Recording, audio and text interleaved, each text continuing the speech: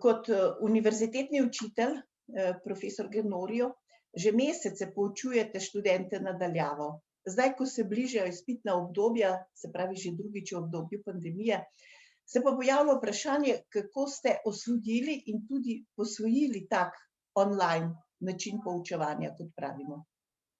Ja, kar se tiče online poučevanja, smo v bistvu bili vsi vrženi v vodo, tako da smo mogli takoj začeti plavati in v bistvu že po enem tednu od zaprtja države, se pravi, to je bil tista prvi val lansko leto, smo seveda takoj začeli s predavanji na daljavo, nekako osvojili vse te programske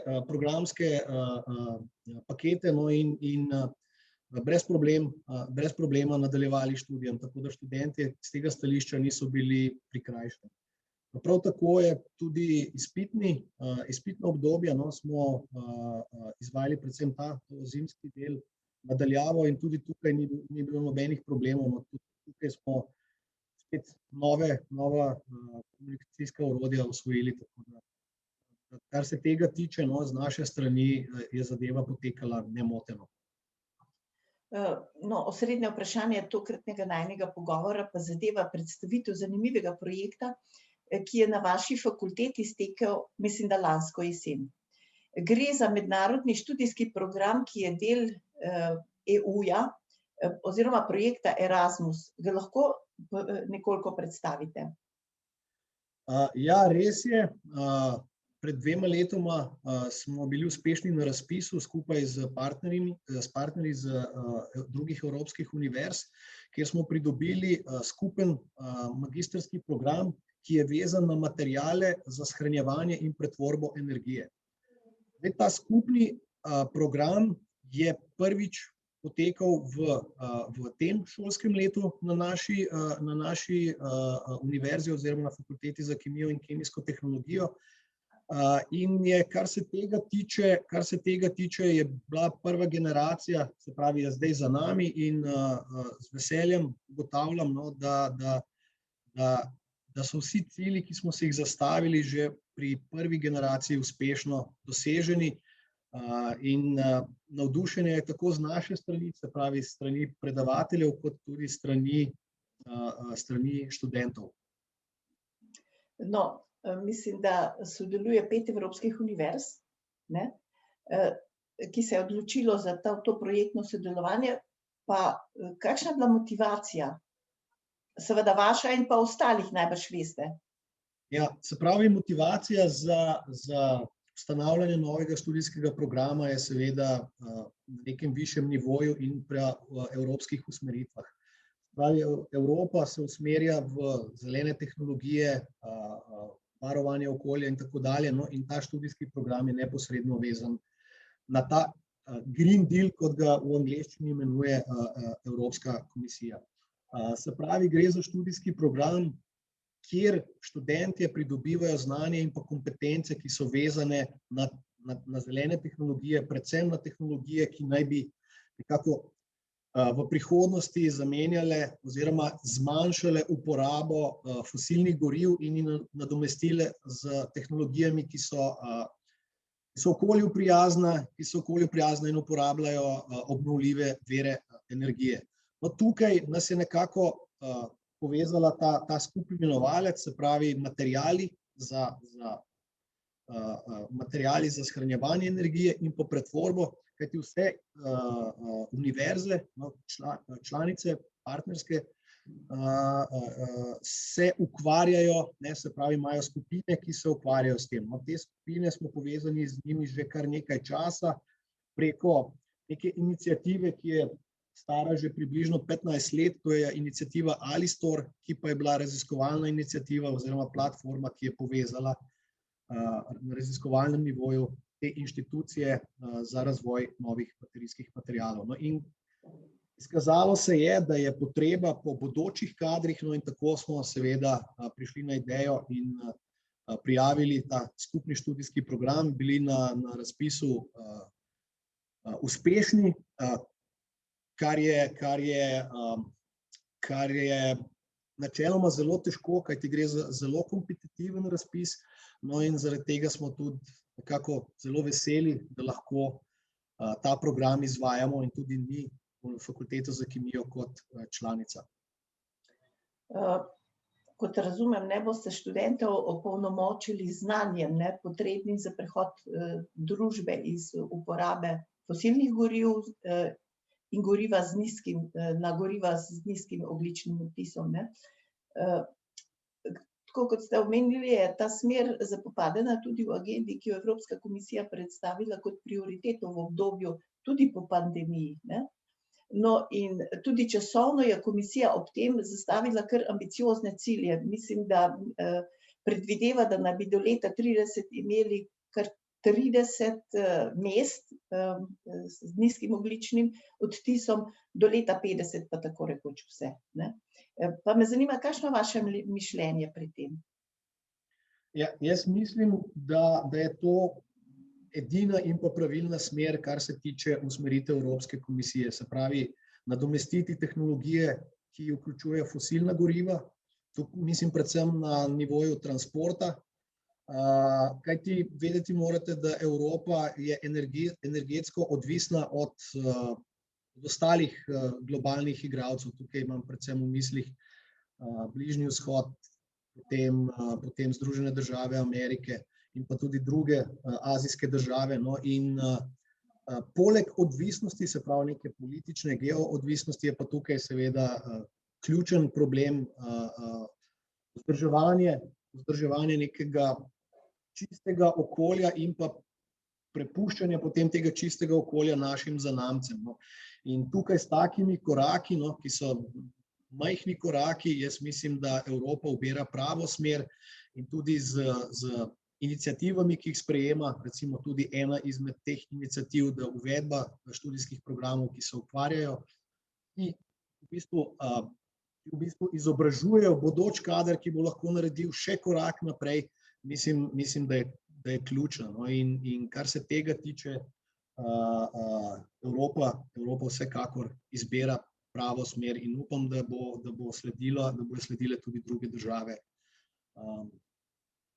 na globalnem nivoju tem usmeritvam, kajti načeloma svet je samo eden, vsi živimo na planetu Zemlja in kako moramo vzdrževati ga v dobri kondiciji, če želimo živeti v čistem in pa prijaznem okolju.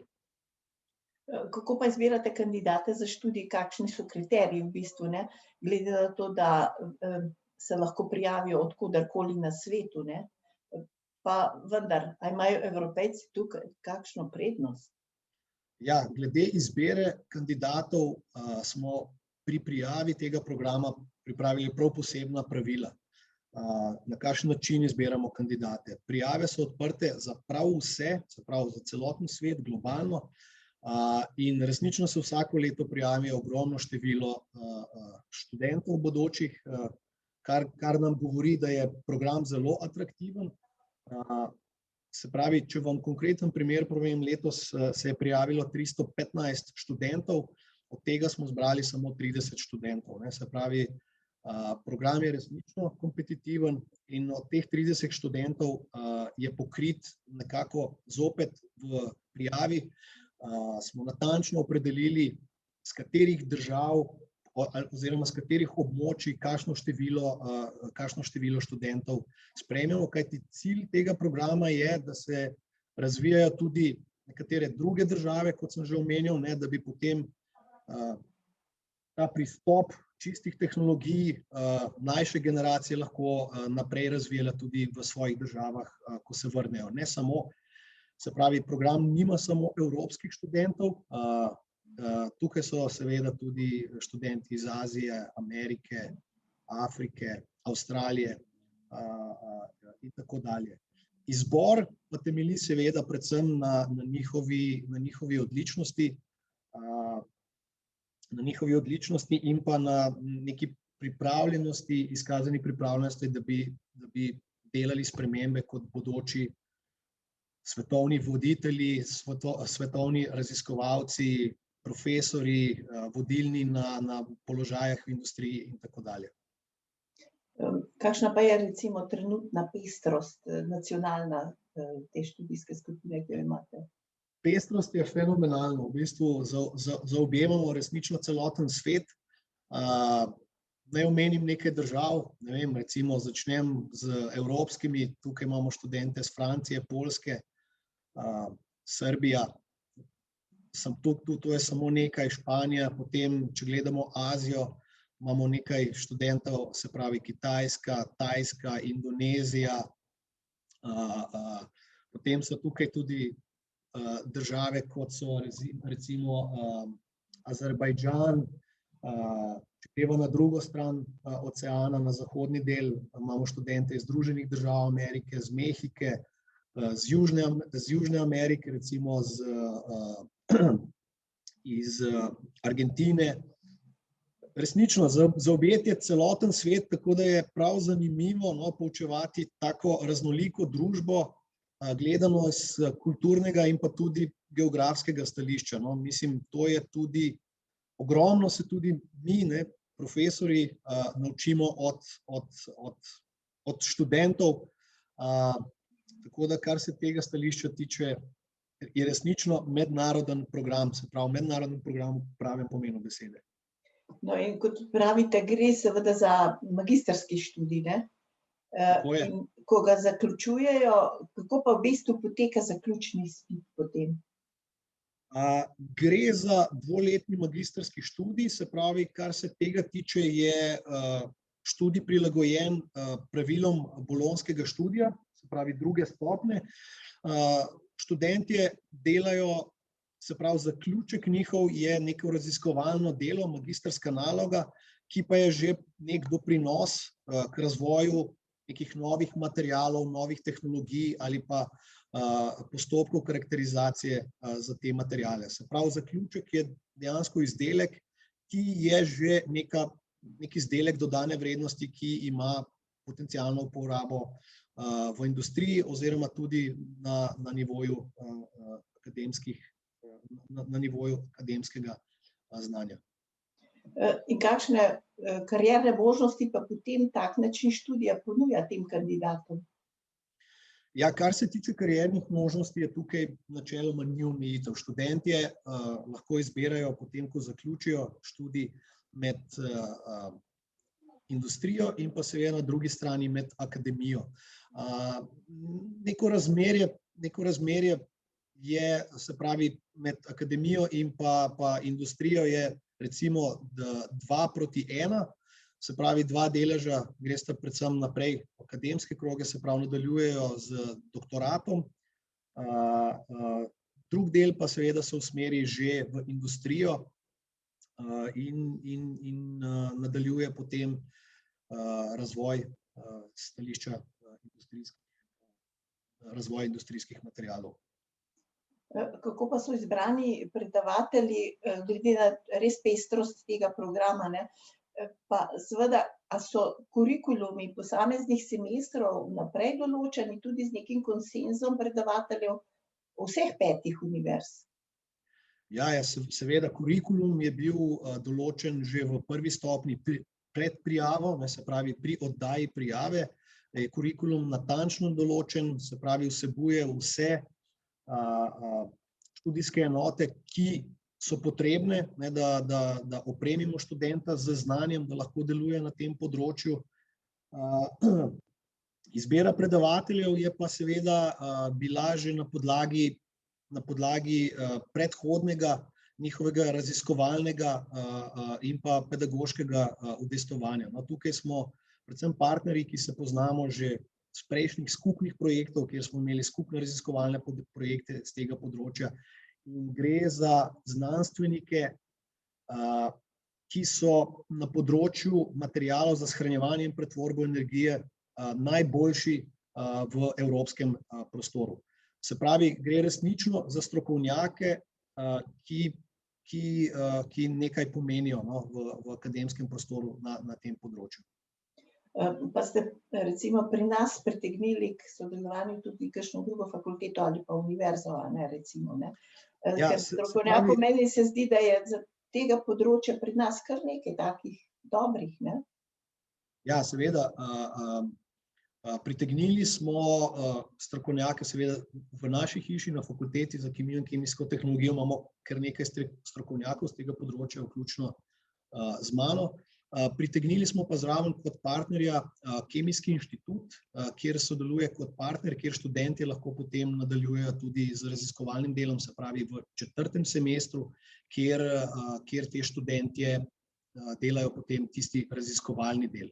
Zdaj morda za lažje razumevanje, ljudi, ki naj bojo poslušali, na hitro ne omenim, kako ta študijski program poteka oziroma kako izgleda ta študijski program. Zdaj, študijski program, kot ste omenili na začetku, poteka s pomočjo petih pravnomočnih partnerjev. Tukaj imava, se pravi, Fakulteto za kemijo in kemijsko tehnologijo, Univerzo v Ljubljani, potem imava Univerzo iz Toulouse, Paul Sabatier, se pravi francoska univerza, potem je tukaj še ena francoska univerza, to je Univerza iz Amiens, se pravi Univerza de Picardie Jules Verne, potem imamo tukaj francosko univerzo, baskovsko univerzo, se pravi Universitat del País Vasco, zraven sodeluje tudi poljska univerza, Varšavska univerza za tehnologijo.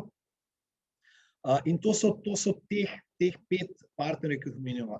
No, potem imamo pa tukaj še pridružene partnerje, kjer pa lahko študentje delajo raziskovalni del. Tukaj je Univerza Drexel iz Združenih držav Amerike in pa Deakin Univerza iz Avstralije. In pa seveda nekateri inštituti po Evropi. Tukaj je spet en baskovski inštitut, ki je za razvoj energetskih materialov, Kemijski inštitut, kot sva omenjala že iz Slovenije, in pa Alistor z raziskovalnim centrom v Franciji. No, in v 1. semestru gredo vsi študentje, celotna kohorta gre v Varšavo, kjer opravi 1. semester, potem v 1. letu, 2. semester, se ta cela kohorta preseli na Univerzo v Toulouse, no, potem pa sledi 2. letnik, 3. semester, kjer se študenti razdelijo na 3 skupine glede na njihovo zanimanje nekih specialnih predmetov, kajti Univerza v Baskiji, pa potem Univerza v Amiensu in pa Univerza v Ljubljani ima po 2 specifična predmeta, na podlagi katerih se študenti potem odločajo, kateri univerzi se pridružijo. Se pravi, se razdelijo na 3 dele in 3. semester vsak posluša bodisi v Bilbao, v Amiensu ali pa v Ljubljani. No, sledi pa 4. semester, kjer pa študentje se razpršijo po celotnem svetu, pravi v tem semestru pa študentje izključno delajo samo raziskovalno, grejo lahko na katerokoli od teh 5 univerz, ki jih omenil, ali pa v Združene države Amerike ali pa Avstralijo, ali pa na inštitute in celo v industrijo. Kar nekaj študentov se odloči, da raziskovalni del opravlja v industriji. Tukaj pa imamo za partnerje res velike igralce na tem področju, ne vem, naj vam omenim samo nekaj, Solvay, recimo Umicore, Bosch in tako dalje. No, to so resnično velike firme, ki delujejo na tem področju. Vse zanimivo, ne? Mislim, ste rekli, da so industrijski partnerji pristopili nekateri zraven, ne? S kakšnimi ambicijami? To najbrž niso samo altruistične. Ne, vsekakor. No, predvsem te velike igralci, te velike firme se zavedajo pomena in pa prihodnosti in dejansko iščejo izobražene kadre, ki bodo znali na tem področju normalno funkcionirati in pa razvijati nove materiale, ne. Tako da ne samo, da sodelujejo, ne, oni sodelujejo tudi na ta način, da dajejo štipendije tem študentom, ne, se pravi, jih tudi finančno podpirajo, tako visok je njihov interes.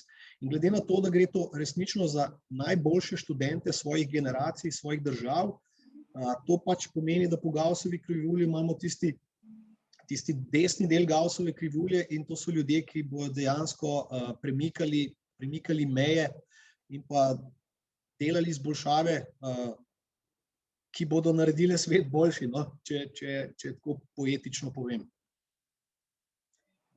Študij v celoti financira tudi Evropska unija preko tega mehanizma Erasmus, ne.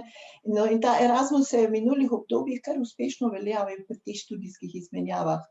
Vendar pri pogajanjih za novo finančno perspektivo 21-27 pa se je govorilo tudi o nekakšnem prestrukturiranju programov. Pa me zanima, a pri vas te spremembe najbrž ne bo, ostaja enako? Ne, to so Erasmus program je resnično tak ogromen program, ki ima različne akcije. No, in ta naš program gre za centraliziran del, ki je vezan na razpis, ki je drugačen od tistih klasičnih Erasmus izmenjav. V novi iniciativi se za naš program ne spremeni nič. No, je pa ta nova iniciativa zelo pomembna, predvsem z vidika, kajti povečuje se vložek finančni v tej novi iniciativi. Evropska unija zdaj govorijo na splošnem, ne, se pravi, podpira prehajanje študentov iz ene univerze na drugo iz različnih stališč, no, zaradi prenosa znanja, zaradi prenosa kultur in pa ustvarjanja nekega prostora, ki bo namenjen doseganju novih znanj, interdisciplinarnosti in tako dalje. No, kot sva že rekla, je v zadnjem letu so predavanja potekala preko spleta, ne. Pa me zanima, kako ocenjujete uspešnost in pa oblike poučevanja pri tej mednarodni skupini študentov in kakšni so njihovi komentarji? Ja, dobro, zelo dobro vprašanje. No, zdaj, ko smo začeli s tem programom oktobra, smo imeli srečo, da smo lahko, preden je prišlo do popolne zapore države, smo lahko ta predavanja izvajali v živo. Kot verjetno veste oziroma se strinjate z mano, predavanja v živo so drugačna kot predavanja preko računalnika. Tudi najin pogovor bi bil verjetno drugačen, če bi se v živo pogovarjala, kajti energija, ne, ki jo dva človeka oddajata, ko sta en blizu drugega, je bistveno drugačna kot pa energija, ki se oddaja preko pretvorbe v elektronski signal.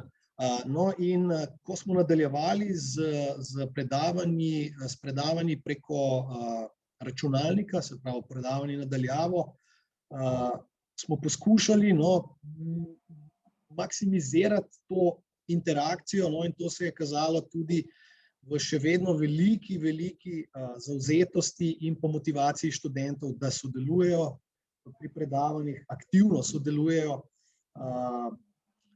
Ne vem, če povem konkreten primer, študente niti v enem trenutku niso bile njihove kamere ugasnjene, razvijale so se debate med profesorjem, študentom, med študentem samim, no, tako da nekako imel sem občutek, da še vedno smo v nekem skupnem prostoru in iz tega stališča so bila predavanja minimalno okrnjena, no, in tudi kvaliteta znanja, ki so ga pridobili, no, se je izkazala potem na izpitih in pa tudi v njihovih anketah, ki so nam jih oddali oziroma pogovorih, smo ugotavljali, no, da ni bilo veliko izgube. Govorimo o konkretnem študijskem programu. Ja, hkrati pa vi tudi učite vaše redne študente, ne, v procesu tega. Pa me zanima, opažate vi kakšno razliko ali obstajajo kakšne vzporednice? Vaši študentje pa so tudi imeli online predavanja, ne?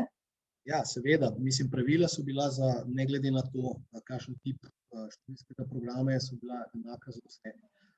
Ja, z žalostjo ugotavljam, da je razlika bila velika, no, oziroma še vedno je, ker jaz še vedno poučujem tudi ta semester na daljavo in nekako ugotavljam, no, da ti redni študenti, ki sodelujejo pri naših rednih programih na fakulteti za kemijo, so v veliki meri bistveno bolj pasivni od teh študentov z mednarodnega programa. Razloga, zakaj je temu tako, ne vem, morda je tukaj kulturni razlog ali pa morda pomanjkanje neke motivacije. Tako da z tega stališča sem resnično opazil veliko razliko in se tudi sprašujem, kaj to pomeni za prihodnost. Ali je to znanje, ki ga predajamo mi preko računalnikov, ali bo to dovolj, ali se bo na koncu izkazalo, da pač znanje, ki so ga študenti pridobili, ni enakovredno kot znanje, kot bi ga študenti pridobili preko predavanj v živo. Naj vam konkretno povem, zopet primer, se pravi, študentje izrednih študijskih programov, seveda, to je njihova lastna odločitev, jaz nikogar pri predavanjih ne silim, da ima prižgan mikrofon, da ima prižgano kamero, ampak ugotavljam, da na predavanjih, ki jih vodim, nihče od študentov nima neke želje po širši diskusiji, po debati, se pravi profesor, študent ali študent med sabo. Tako da z tega stališča se mi ta pasivnost nekako straši, kaj to pomeni za prihodnost. Ja, doktor Gnorjo, poglejte, če ostaneva še recimo delno pri tej mednarodnem obliki povezovanja, pa me zanima, a je ta oblika povezovanja in pa osvajanja znanja za prihodnji gospodarski in družbeni razvoj, se vam zdi to optimalno, da bi na nek način prihodnje oblikovali vrhunske kadre, ki bodo vodili družbo, gospodarstvo, prihodnost, skratka. Ja, jaz mislim, da je to edina pot, se pravi, odpiranje univerze navzven, to govoriva o internacionalizaciji, zaradi tega, ker internacionalizacija ni samo nek termin, ki se lepo sliši, to je dejansko višanje nivoja kulture in pa znanja, temu je tudi namenjena univerza, tudi v svoji besedi univerzum vključuje to nekako združevanje, povezovanje in mislim, da je to ključnega pomena pri razvoju, predvsem teh novih tehnologij in pa prebojev v novih tehnologijah. Tako da kljub temu, da sama Univerza v Ljubljani ima strategijo internacionalizacije, jaz mislim, da bo morda z novim vodstvom potrebno to prestaviti eno prestavo višje in pa to dejansko tudi implementirati z nekimi koraki, kot je recimo ta mednarodni študijski program. Mislim, da podoben tip študijskega programa sta še dva na Univerzi v Ljubljani, nepovezana z zelenimi tehnologijami.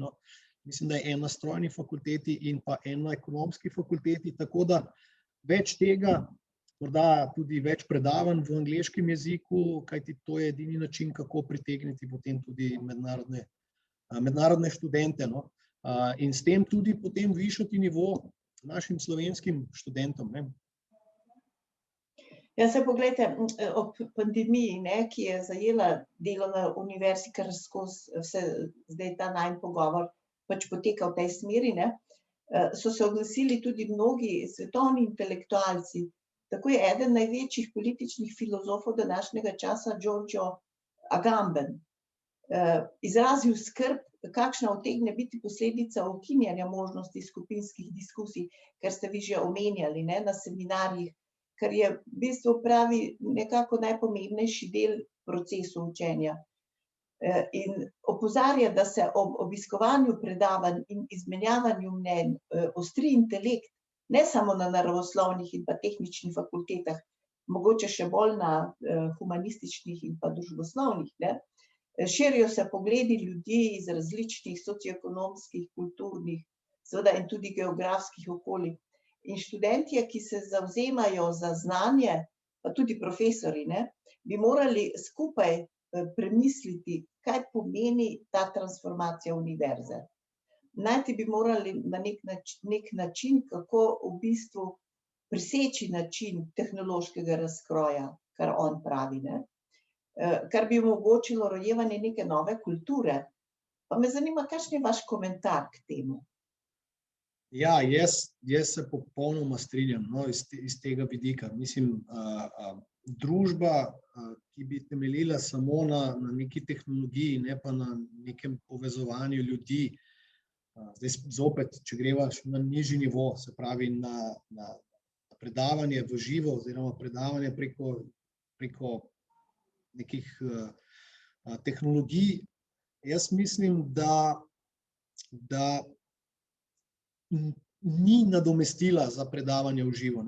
Kot ste vi ugotavljali zdaj v tej izjavi vaši oziroma iztočnici in pa kot ugotavljajo znanstveniki po svetu oziroma filozof, ki ga omenjate, je ta način izmenjave mnenj je ključen za preboje. Mislim, tukaj ni samo predajanje znanja, tukaj so tudi interakcije na nivoju, ne vem, že interakcije med pavzami, med predavanji, interakcije po predavanjih in tako dalje. To zdaj trenutno v tej družbi, kjer se kaže, da bi lahko ta način poučevanja, ki ga imamo trenutno, lahko bil nadomeščen preko računalnikov, potem to vse odpade. In tukaj to je zelo pomemben segment, ki je že v preteklosti se izkazal za učinkovitega in ponavadi, kadar imate učinkovito stvar, je ne menjate. In jaz mislim, da se je že v tem kratkem času izkazalo, da predavanja nadaljavo niso enakovredno nadomestilo predavanjem v živo. In pa s tem seveda tudi vprašanje bolj širše, ki ste ga zastavili, kako bi te nove tehnologije lahko nadomestile neke stare načine. Tukaj moramo biti zelo previdni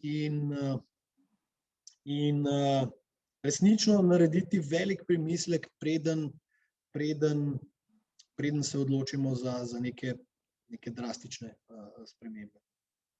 No, saj ob tem je zanimivo, da se v zadnjem obdobju pojavlja zlasti na družbenih omrežjih veliko tako imenovanih apologetov prihodnosti, ko naj bi robotika in umetna inteligenca prevzemali mnoge naše dejavnosti, izginjali bi poklici, večala bi se kohorta tistih nezaposlenih ljudi.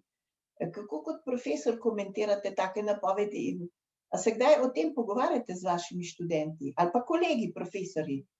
Ja, mislim, seveda, tehnološki razvoj je v zadnjih, ne vem, morda 100 letih je narastel z svetlobno hitrostjo in tehnologija seveda neizogibna. Je pa potrebno, da ta tehnologija služi človeštvu, ne pa nadomeščanju človeka kot aktivnega subjekta. Se pravi, človek vedno, kljub temu, da imamo nekatere tehnologije, ki pomagajo bolj učinkovito opravljati določene posle, morda je tukaj potem čas, se pravi, za ljudi, da si vzamejo zopet več časa za razmislek, za raziskave, za premisleke o novih tehnologijah, ker ne potrebujejo časa za opravljanje nekih rutinskih nalog. Morda bi tukaj lahko neke nove tehnologije pomagale tudi pri debirokratizaciji. To je še en termin, ki ga mi se sploh nismo dotaknili. Tudi na nivoju, na akademskem nivoju postaja akademska sfera vedno bolj birokratizirana. Se pravi, to pomeni, da Boštjan Genorjev kot kemik se ukvarja z papirji. Ni to moja glavna področje kompetence, so papirji oziroma pisanje raznih poročil, ki jih je vedno več, ampak moja kompetenca je raziskovanje v laboratoriju. In morda, če bi tukaj, se pravi, te tehnologije lahko pomagale zmanjšati ta nek papirni del in pa birokratske ovire, potem jaz tukaj ne vidim problema.